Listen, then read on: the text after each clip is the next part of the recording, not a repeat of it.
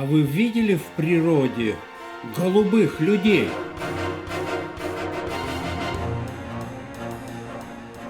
Откуда у начальства фабрики деньги на виллы? Вот у вас. Откуда, дорогой, телефон?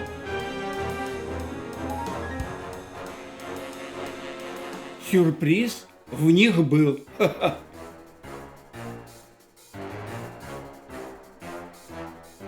В чем причина неудачи? Но эту кожуру нам подбросили конкуренты. Лично у меня нет вопросов. Но мы не поддадимся на провокацию.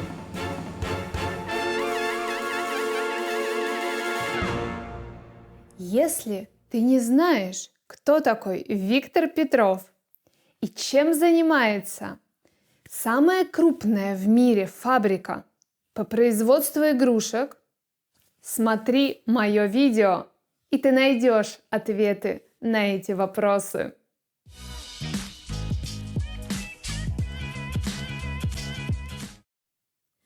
Привет всем! Это урок русского языка с Машей. Но сегодня у нас не обычный, а особенный урок.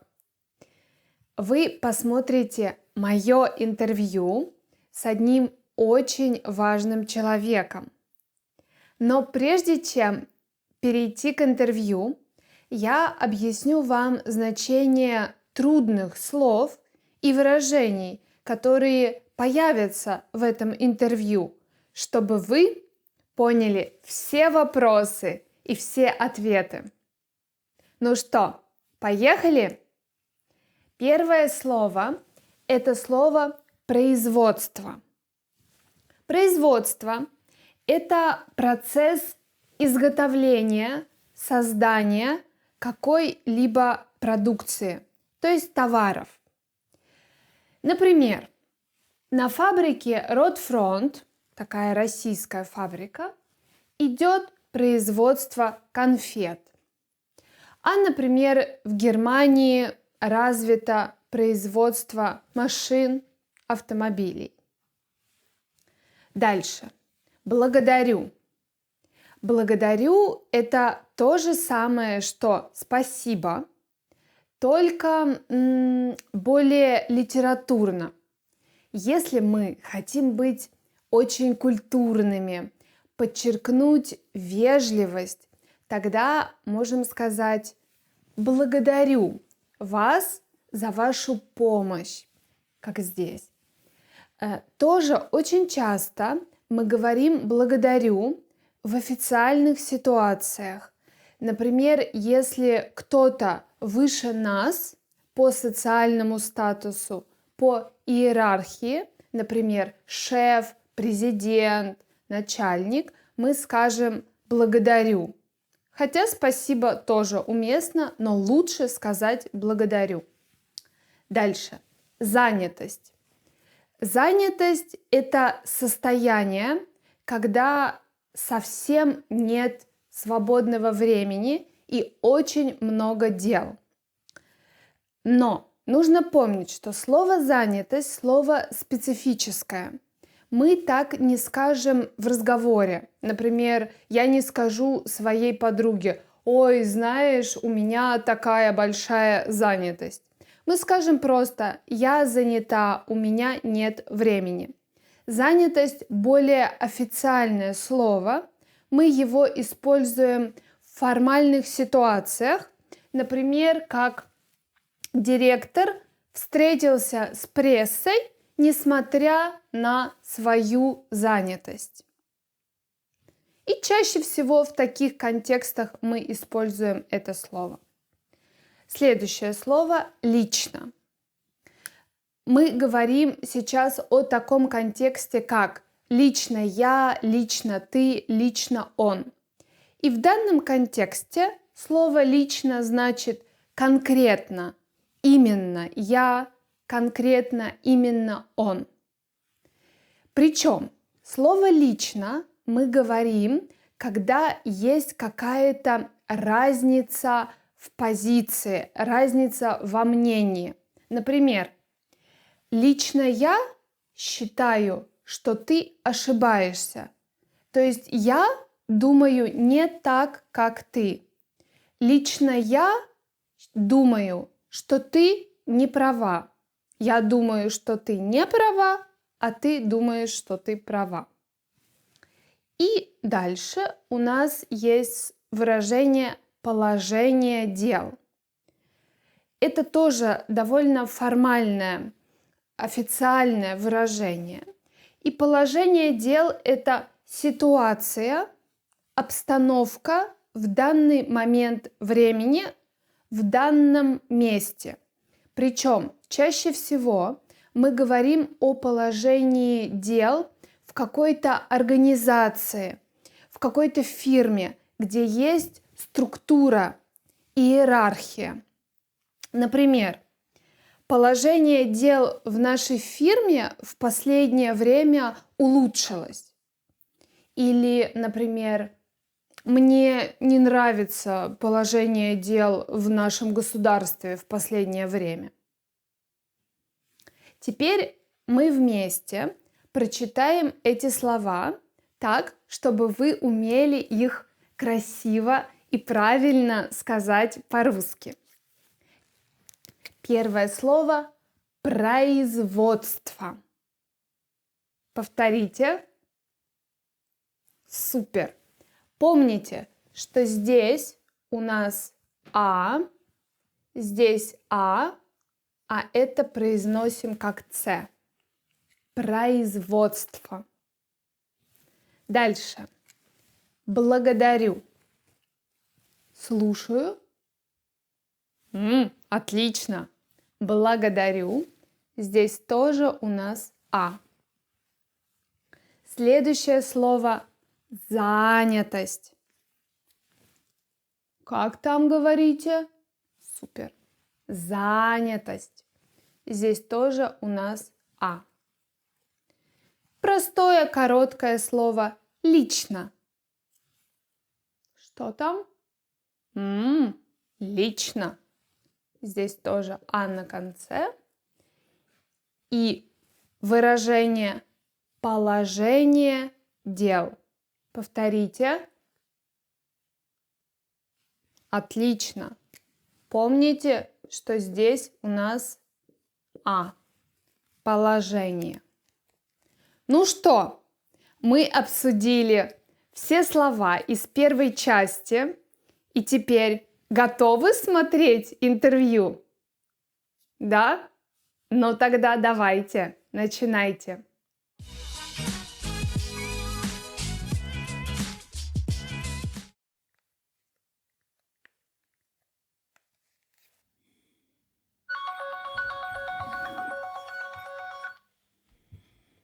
Алло. Алло. Здравствуйте, Виктор Петрович. Благодарю вас за то, что, несмотря на большую занятость, вы нашли время ответить на вопросы наших зрителей. Здравствуйте. Слушаю вас. Какие у вас вопросы? Лично у меня нет вопросов, но зрители интересуются положением дел на фабрике. Например, какие новые модели игрушек появились в продаже в последнее время? Мы возобновили производство волка, который собирает яйца в корзину. Конечно же, игрушка вышла в электронной версии.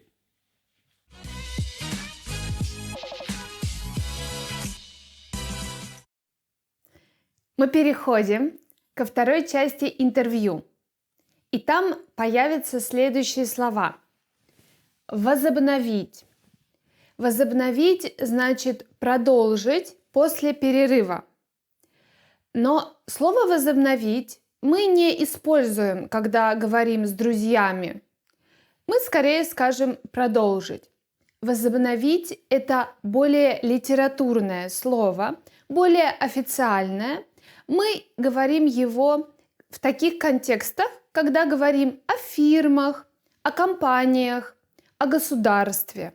Например, фирмы возобновили совместную работу после долгого перерыва. Тоже можем сказать, что, например, государство возобновило дипломатические отношения с другим государством. Следующее слово – это слово «учитывать». Учитывать значит принимать во внимание, причем принимать во внимание во время составления какого-то плана, схемы.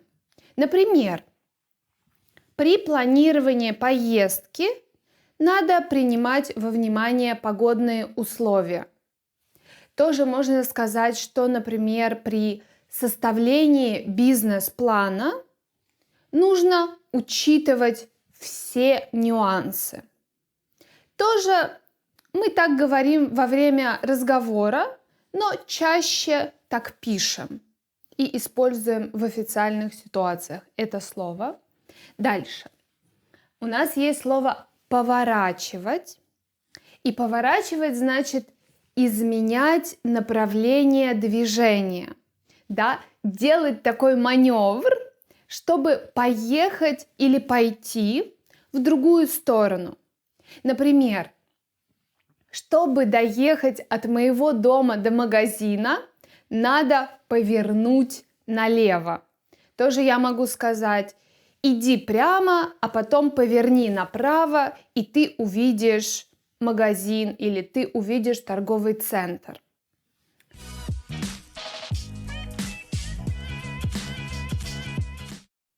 А теперь посмотрим, готовы ли вы смотреть дальнейшую часть интервью. Чтобы это проверить, я приготовила для вас задание и написала фразы, в которых черным цветом выделены слова, которые нас интересуют. К этим словам вам нужно подобрать синонимы, то есть слова, похожие по смыслу, по значению, из тех слов, которые я уже объясняла на этом уроке. Ну что, начинаем? Первая фраза. Спасибо за помощь в организации вечеринки. Как это можно сказать более красиво, более изысканно? Отлично. Благодарю.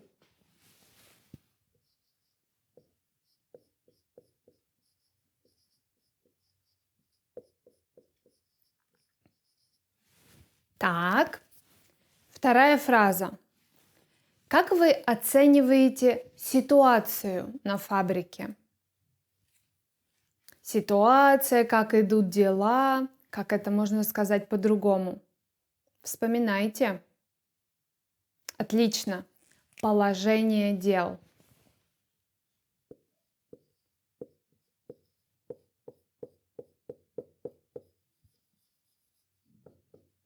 Так. Переходим к третьей фразе. Я бы хотела продолжить занятия русским языком после перерыва. Если, например, мы пишем официальный документ, как можно заменить слово «продолжить»? Отлично. Возобновить.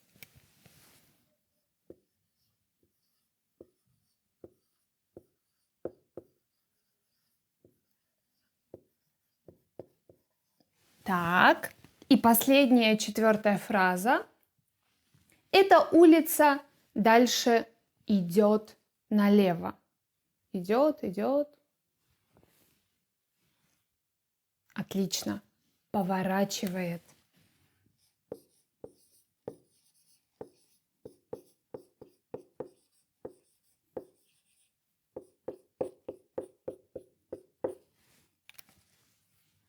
Ну что, как вам понравилось это задание? Я уверена, что вы с ним справились отлично. Пишите в комментариях, какой у вас был результат. Хвалитесь. Я всегда радуюсь вашим успехам. А теперь переходим к следующей части нашего интервью.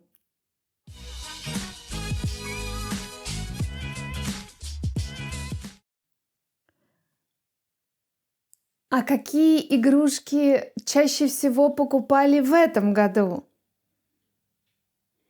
Ну, в этом году лучше всего продавались разные модели лодок и самолетов. Наша фабрика, учитывая интересы рынка, планирует расширить ассортимент новыми моделями современных самолетов. Скажите, а почему в новых матрешках только 5 элементов, а не 10, так как раньше? Ну, в новых матрешках только 5 элементов, а в куклах Барби только 1. Поэтому и так наши матрешки в 5 раз лучше заграничных моделей. Знакомые купили ребенку вашу машинку, но она не едет прямо, а все время поворачивает направо. Можно ли ее как-то отремонтировать? Наши машинки всегда ездят прямо. Если она поворачивает направо, то только потому, что дорога поворачивает. Вот машинки конкурентов все время поворачивают не туда, куда надо. Другие мои знакомые купили ребенку машинку, но она едет очень медленно, и ребенок недоволен. В чем причина? А машинка могла бы ездить быстрее. Но, как говорится, тише едешь, дальше будешь. Фабрика анонсировала выпуск новой игрушки зебры, но ее нет в продаже. Как вы это объясните? У нас в ассортименте нет зебры, зато есть корова. Она тоже черно-белая. Так что клиентам не на что жаловаться.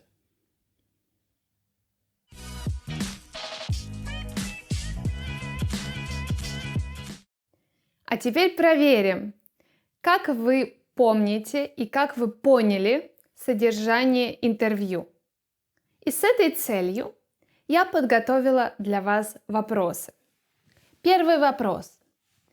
Производят ли на фабрике игрушки зебры? Второй вопрос. Есть ли в ассортименте пластиковый волк, который собирает яйца в корзину? Третий вопрос. Правда ли, что игрушечные самолеты хорошо продаются? И четвертый вопрос. Правда ли, что русские машинки поворачивают не туда, куда надо? А найти правильные ответы на эти вопросы вы можете здесь или в описании видео внизу.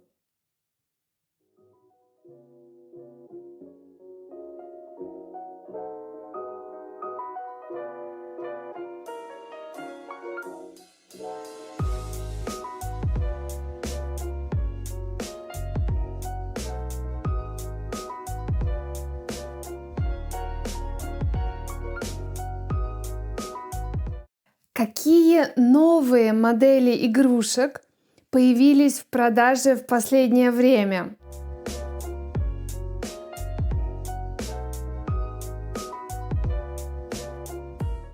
В новых матрешках только 5 элементов, а в куклах Барби только 1.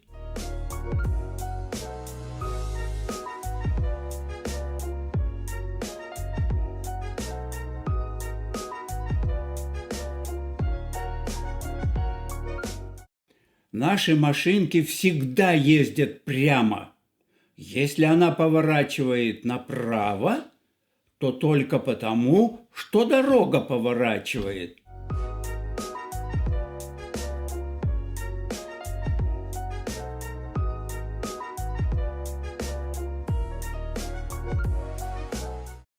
а машинка могла бы ездить быстрее. Но, как говорится, тише едешь, дальше будешь.